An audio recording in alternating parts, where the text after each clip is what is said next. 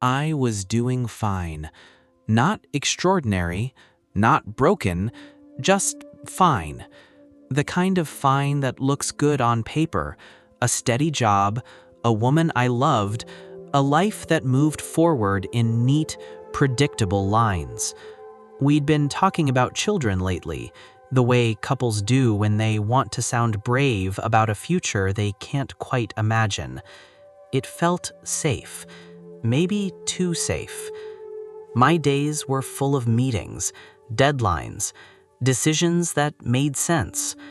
The office had its own rhythm, the hum of printers, the dull glow of monitors, the small jokes people used to survive the hours between coffee and quitting time. I liked that rhythm. I liked being useful. And then she arrived. She didn't enter a room, she adjusted it. Not with beauty, though she had that too, but with a kind of ease that made space rearrange itself around her. The first time we spoke, I don't even remember what it was about. Something simple, something small.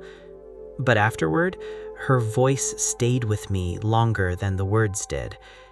She was everything that makes danger seem polite, confident, sharp, playful in a way that could turn serious if you blinked too slow. At first, I liked her the way you like a good song at the wrong moment, appreciating it quietly, pretending it doesn't mean anything. I told myself she was just a colleague, that the things I noticed, the way she laughed, the way she listened, were ordinary. They weren't. It happens slowly. The kind of slow you don't recognize until you're already in it. A shared joke here, a late meeting there, a look that lasted one beat longer than it should have. We were careful, polite, but underneath every small interaction was a hum, faint, steady, impossible to unhear once you noticed it. At home, everything was still good. We were still us. We had our little rituals, takeout Fridays, morning coffees, her way of humming while brushing her teeth. I loved her. I still do. But somewhere along the way, our love had become efficient, reliable. The kind of comfort that doesn't ask questions anymore. I started wondering when desire had packed its bags and left without saying goodbye. Work became the place where something moved again. I'd catch myself checking if she was in before the first meeting, measuring my mood against whether she smiled when she saw me. I began to notice details that had no business mattering. The perfume that lingered after she left a room, the way her hair caught light near the window, the sound of her typing when everything else was quiet. None of it meant anything, until it did. The first work party should have been harmless. Loud music, cheap wine, jokes we'd all forget by Monday. I told myself I'd make an appearance, smile, and go home early. She was there. Black dress, red lipstick, the kind of effortless that makes the room stop pretending. She caught me looking once. I looked away first, but the air shifted after that. Every movement, every laugh felt like it might tip into something else if we let it. We didn't dance that night, but when she moved through the crowd, I could feel the gravity of her body pulling at mine like a quiet tide. I drove home that night with the windows down and the radio off. Silence felt safer.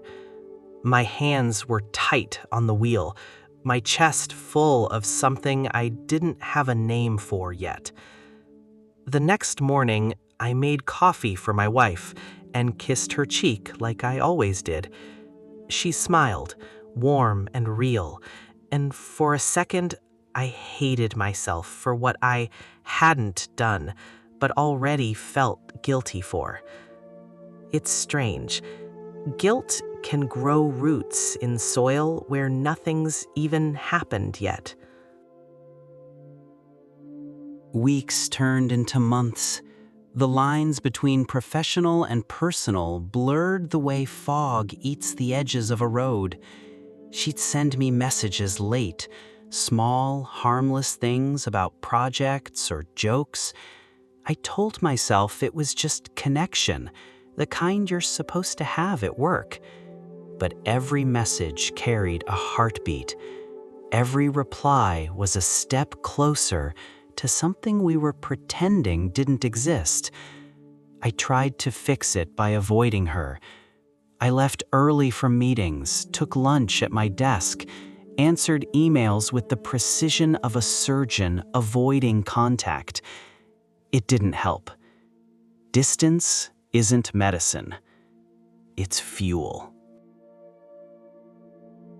And then there was the night everyone talks about afterward, but only in hints. The office had emptied. Rain tapped on the windows. The world outside felt far away. I stayed behind to finish something that didn't matter. She stayed too, for reasons I didn't ask. We talked about work, about music, about nothing at all. The conversation was casual, but the silence between sentences wasn't. When she stood up to leave, she looked at me in that way people do when they've already made a decision. She said, "Good night." I said, "Yeah, good night." But neither of us moved right away.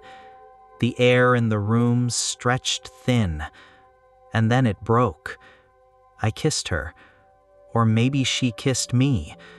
I can't tell anymore. It was brief, soft, like two people trying to stop a storm with their hands. When we pulled away, we were both breathing like we'd run somewhere. And maybe we had. Away from sense, towards something we didn't want to name.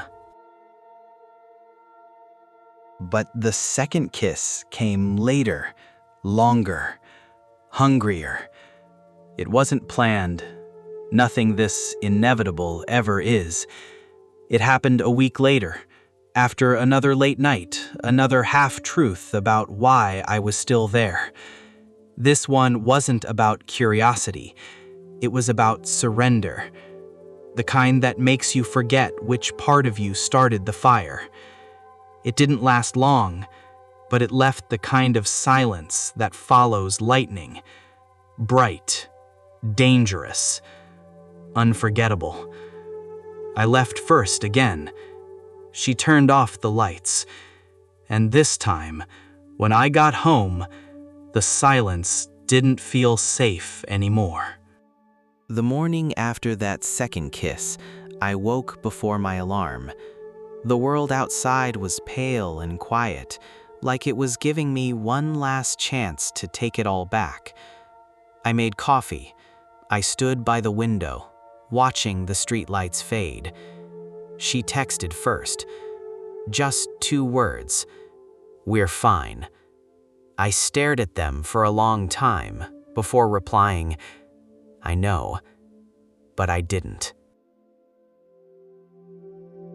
For the next few days, I lived 2 parallel lives, one made of routine, the other made of rewinds.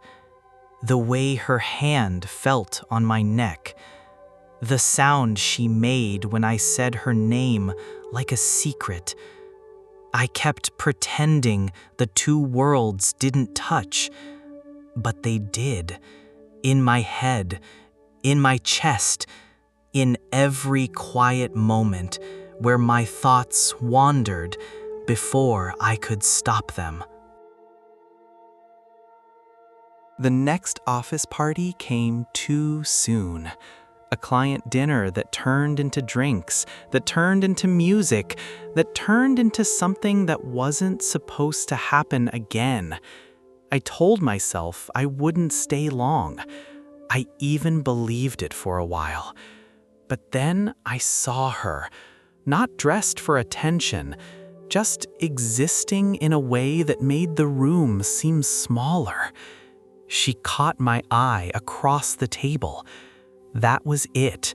That was the whole decision. A nod, a half smile, the world rearranging itself around something reckless and familiar. We drank. Not much, but enough. The kind of enough that makes the truth feel reasonable. When the group decided to move to a club, I went with them. Not because I wanted to, but because I didn't trust myself not to. The club was loud, full of people trying to forget themselves. I found her near the dance floor, lights flashing over her face like secrets being erased. She was laughing at something someone said. Then she saw me, and the laughter changed shape. We didn't plan anything. Planning would have made it less dangerous. We danced, careful at first, pretending it was still innocent. But the music was heavy, the crowd close. My hand found her waist. Her breath found my neck. When she turned around to face me, it felt like gravity had stopped pretending to be fair. "This is a bad idea," I said. "Probably," she answered. And then she kissed me. Not soft this time, not hesitant. The kind of kiss that doesn't ask permission because it already knows the answer. The kind that erases everything except the moment it's happening in. She pulled back, smiled, that small, knowing smile, and said, "Come with me." The hallway to the bathrooms smelled like alcohol and soap and something human. We didn't talk. We didn't have to. Inside that tiny space, the world collapsed. The walls were too close, the air too hot, the noise outside distant and unreal. What happened next didn't last long. But time doesn't move the same way when you're burning. It wasn't romance. It wasn't love. It was every unspoken thought finding a body. When it was over, we both laughed. Quietly, like people who knew laughter was the only thing left to do. I wanted to say something that would make it smaller, easier to carry. She touched my face and said, "Don't." So I didn't. The next morning, guilt arrived early. It wasn't loud. It didn't need to be. It sat beside me in the shower, on the drive home, at the breakfast table. My wife asked if I was tired. I said, "Just work." She smiled, that soft, tired smile that once could have undone me, and poured more coffee. I couldn't look her in the eyes for long. It wasn't shame that stopped me. It was love. That's the cruel part. You can love someone completely and still be capable of breaking their world. At work, I avoided her. Not coldly, carefully. She noticed, of course. She always noticed. When she finally caught me alone, she said, "So, we're pretending now?" "I'm trying to fix it," I said. "Was it broken?" she asked. I didn't answer, because what was I supposed to say? That the line between right and real had blurred? That what we did didn't feel like a mistake until afterward? That every thought since had been a negotiation with myself? She laughed once, softly. "You think too much," she said. Then she walked away. And just like that, I missed her again. Weeks passed. The world didn't end. That's the thing about betrayal. It's rarely cinematic. It's quiet. It lives in commutes and dinners and the way you check your phone when you shouldn't. It makes everything ordinary feel rehearsed. I tried to quit the story by quitting the job. I told my boss I wanted a new challenge, told my wife it was time for something different. Everyone believed me, including her. When I told her I was leaving, she just nodded. "Good for you," she said. "You'll be fine." Her voice didn't crack. Her eyes didn't ask me to stay. But her hand brushed mine when she passed the folder across the desk, and that small, meaningless touch felt like every night I'd tried to forget. My last day came. People clapped. There was cake. She didn't come to the goodbye drinks, probably for the best. That night, I checked my phone more times than I'd admit. No message, no goodbye, just silence, the kind that hurts because it's earned. I told myself I was relieved. I wasn't. 2 weeks later, she texted. No greeting, no preamble, just 3 words. "I saw you." That was all. And somehow it was enough to start the whole fire over again. I didn't answer her message right away. I stared at it like a photograph of someone I wasn't supposed to remember. "I saw you." That could have meant anything. A coincidence, a memory, a warning. But it didn't feel like any of those. It felt like an invitation I'd already accepted. I wrote a dozen replies, erased them all. Then I put the phone face down on the table and told myself that silence was strength. It wasn't. It was just another kind of talking.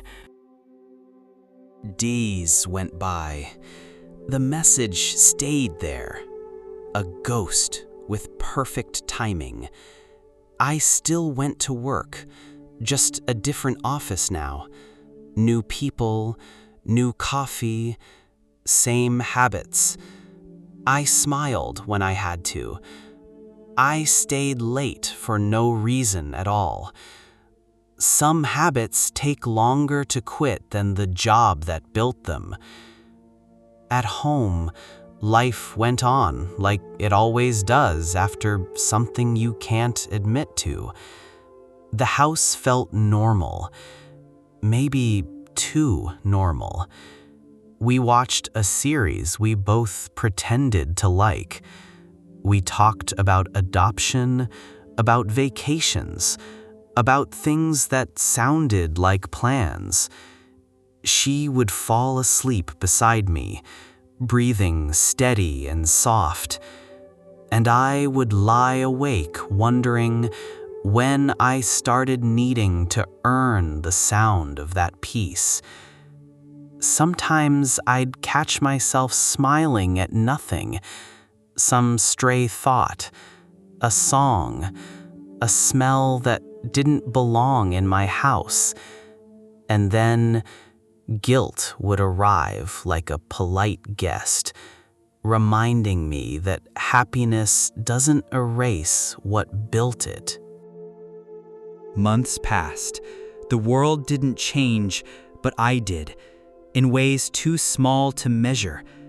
I became quieter, more deliberate. People called it maturity. It wasn't. It was camouflage. One night, I dreamed of her. We were back in the office, only everything was slightly off. The colors too warm, the air too still. She was sitting by the window, legs crossed, hair falling the same way it always did. I asked her, "Do you ever regret it?" She said, "No, just that we stopped." And then she smiled, and I woke up. I didn't sleep again that night. I thought about texting her. I thought about deleting her number. I did neither. Some choices rot faster in daylight. A few months later, I saw her, not in a dream this time, but in a cafe I'd never been to before. She was alone, reading something, a glass of wine untouched beside her. She looked up, and for a second, the years between us collapsed into a single heartbeat. She smiled, small, real, uninviting. I smiled back. Neither of us moved. Neither of us needed to. When I got home, she was there, my wife, barefoot, in one of my old shirts, the house soft with the smell of something baking. She looked at me and said, "You're quiet tonight." I said, "Yeah, just tired." And for once, it wasn't a lie. Later, in bed, I reached for her hand. She took it without asking why.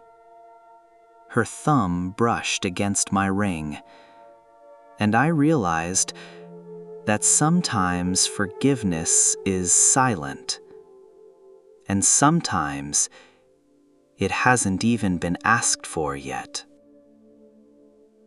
I still think about her, the other her. Not the way people think about mistakes, but the way you think about weather you once got caught in. You don't blame the rain for falling. You just remember how it felt to stand there, and how dry the world looked when it finally stopped. I don't know if she still thinks of me. I don't know if she ever will again. But every now and then, when the world is too still, I swear I can feel the echo of her hand at the small of my back, steadying me for a step I never meant to take. And maybe that's what love really is. Not the promise you keep, but the gravity you never forget.